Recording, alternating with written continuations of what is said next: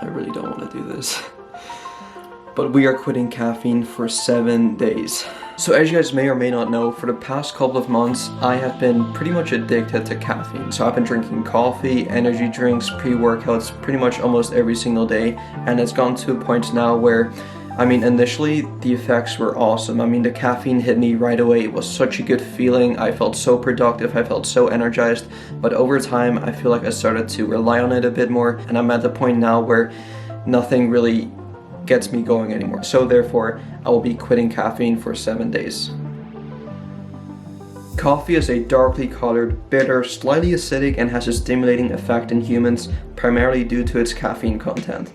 It's one of the most popular drinks in the world and can be prepared and presented in a variety of ways, such as espressos, French press, cafe latte, or already brewed canned coffee. It is usually served hot, although chilled or iced coffee is quite common as well. So just to give you guys some context and a bit of a backstory, most of my childhood and most of my teenage years, I could not stand coffee. Like, I looked at people drinking coffee and I was like, oh my god, how can you voluntarily drink that? The smell, the taste, just everything about it, I could not stand. I absolutely just hated it. It wasn't up until a few years ago when I actually started to get into the habit of drinking caffeine and like drinking coffee. And I feel like the main reason why I mainly got into it was when I did my first ever bodybuilding show. Now, for those of you who don't know, when you're competing in a bodybuilding show, your calories are so low, you're so low in energy that literally you need something to pick you up. And now thankfully caffeine and most beverages that have caffeine in it don't have any calories in it, and also caffeine is an appetite suppressor, which means it'll most likely get rid of most of your hunger as well. So caffeine on a bodybuilding competition prep is absolutely essential. Like, I don't know anyone who's gone through a bodybuilding show without including caffeine in their diet. So yeah, with that said, when I did my first ever bodybuilding show and my calories were at like 1500 calories, I mean, I needed something to just get me going, because eating such little amount of food for such a prolonged period of time simply is not sustainable. And I mean, obviously it's not supposed to be sustainable, but just simply going through everyday life, just like doing your daily errands, just like simply getting out of bed and just doing things, especially your workouts and your cardio, I mean, you need something to pick you up. And so thankfully there's this very strong stimulant called caffeine, and basically since then I've been just consuming it almost every single day. And now it's not as bad as when it used to be when I did my first show, when I was literally drinking a coffee in the morning, an energy drink, and then a pre-workout as well. I'm at the point now where I'll have at least a coffee a day, and then I'll have a pre-workout before my workout as well. And like I said in the intro of today's video, I feel like the effects of caffeine have started to wear off on me. Honestly, it's almost giving me like the opposite effects. Like, when I drink it now, I pretty much feel like I can go back to sleep again, which honestly is not a good kind of thing to be happening to you when you drink caffeine. I mean, like, you should really feel energized after drinking caffeine and not feel like you can go to bed after drinking caffeine. So yeah, with that said, I feel like I am in desperate need of a break, because I feel like the longer I go on with this, the worse it'll get. Now, the act of giving up caffeine wasn't that big of an issue for the first few days. It was mainly just my daily routine, because my morning routine is so revolved around having my morning coffee. And it's not simply just drinking my morning coffee in the morning, it's the act of making your coffee in the morning. I'll go downstairs, I'll boil some water, I'll get the coffee ready, I'll pour it in the cup, and it just, the entire process, just something about it. It's like not simply just having your coffee, which obviously is the best part, but simply making your coffee is like such a rewarding feeling as well. So that was probably the biggest thing I missed, and because it's been such a big part of my morning routine, the first few days were actually quite hard. And because caffeine usually does make me focus, it was hard for me to focus in the morning, because usually in the morning I like to do most of my productive work, and so without the coffee I felt like I was just being really unproductive. I had a really hard time concentrating, my attention span was a lot shorter, and I just felt just pretty much tired the entire morning. After the first couple of days, I mean, I started to not get used to it, but almost like accept the fact that I won't be having my coffee, so I might as well just deal with it and just go through it, because I know I won't be having any form of caffeine for the rest of the day.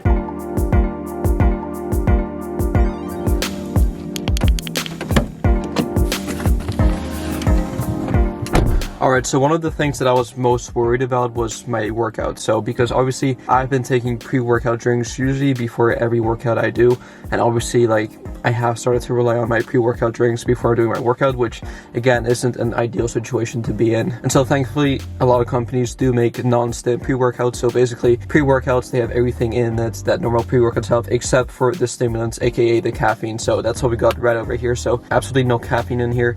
Only thing that's in here is just some citrulline, beta-alanine, some sodium, creatine, and stuff like that. So yeah, pretty good. And like, I don't know what it is, but there's just something about sipping on your pre-workouts while driving to the gym, blasting music, just the entire like just process of doing that, amping yourself up before the gym, just something about it, you know. So yeah, that is one thing that I will probably miss during this whole 7-day challenge, but thankfully I do still have my non-stim in here. Yeah, other than that, we'll see how the workout goes, but yeah, I feel good right now. Don't feel super tired, so yeah, let's see what happens. Honestly, the workouts did not feel bad at all. I didn't feel weaker in the gym. I still had plenty of energy. Everything went pretty well in terms of the gym, which was quite surprising considering that my morning routine kind of took a big hit, but my workouts actually were surprisingly not too hindered about this. So after about day 3 or day 4, I mean, I pretty much felt completely fine. Like obviously the act of like making my coffee and like having my morning coffee kind of took a big hit, but after a while I kind of got used to it and just kind of like went on with my day. And over time, I mean, I started to again kind of get used to the fact that I won't be having any caffeine or any like energy or stuff like that. So I started to feel better and better. And not only that, because my calories in terms of like my caloric intake in my diet is quite high as well. I mean, the food I eat kind of gives me enough energy. Like obviously when you're in competition prep and you're super low in calories, I mean, you almost like need the extra stimulants to kind of get you going throughout your day. But however, if you're bulking or at least at maintenance calories, I mean, your calories are quite high already, so you don't really need to rely on like any other sources of energy to kind of get you through your day, especially through your workout. So again, when you're bulking or when your calories are quite high, I would try to like not constantly have caffeine, only on days when you feel really tired, which obviously is something that I have to consider and something that I have to do as well. But what I've learned from this is that again, when your calories are high, you don't really need the caffeine to kind of like get you going through your day and through your workouts, because I mean, you're eating so many carbs, like you're eating so much food, you don't really need the extra caffeine to like push you through your workouts. I mean, you really shouldn't. If on days you do feel a bit tired, I mean, yeah, you can do it,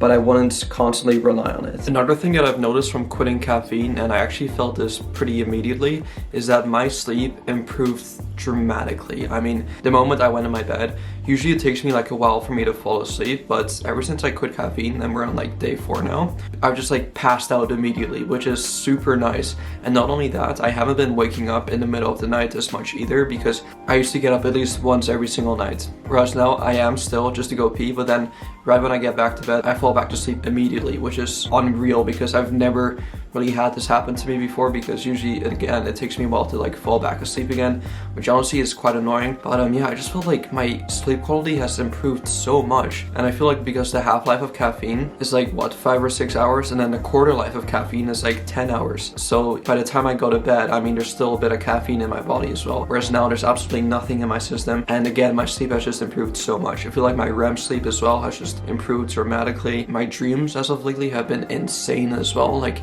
I'm getting like, not like weird dreams, but like really just good dreams. Like, I don't know, like it's hard to describe. Like it's really hard to describe any dream, but all I can say is that my dreams have been they've been fun. Like it's like an adventure, man. It's fun. So yeah, definitely that is one thing that I'm actually really happy with. A good night's sleep obviously correlates to having like a good energized day the day after. So yeah, honestly, like I feel like caffeine really like messes up your sleep, and I feel like once you nail down your sleep, I mean, the rest of the day will take care of itself. So yeah, really happy with that. Okay, so the 7 days have passed, and what have I learned from this 7-day caffeine detox? Well, the first thing is that with such a addicting stimulant, I mean, it's very easy to obviously get addicted to it and like abuse it and rely on it every single day. And obviously the biggest thing that I found is that I can still live without coffee. Like it's probably not as enjoyable, but I can definitely like live without it. Do I want to live without it, however? Probably not. Like I still do want to sip on my morning coffee, and like I said in the video, it's more of like a routine, you know. Yeah, definitely moving forward, I'll definitely not abuse it, and I feel like we do this with most things. when something's really good, we tend to like use it every single day and like abuse it to the point where the effects aren't as effective anymore. And so in order to like reap the actual effects of coffee, I know it'll be wise of me to like cycle on it and cycle off it and like not have it like every single day. So I'll probably ease myself into it again, maybe 2-3 cups a week. So yeah, definitely I've learned to like not take advantage of it. Use it wisely, use it properly, use it when I actually need it. I know it'll definitely help me out a lot more. So caffeine is a very strong stimulant, and if used wisely, it can be very powerful and can do a lot of wonderful things to you.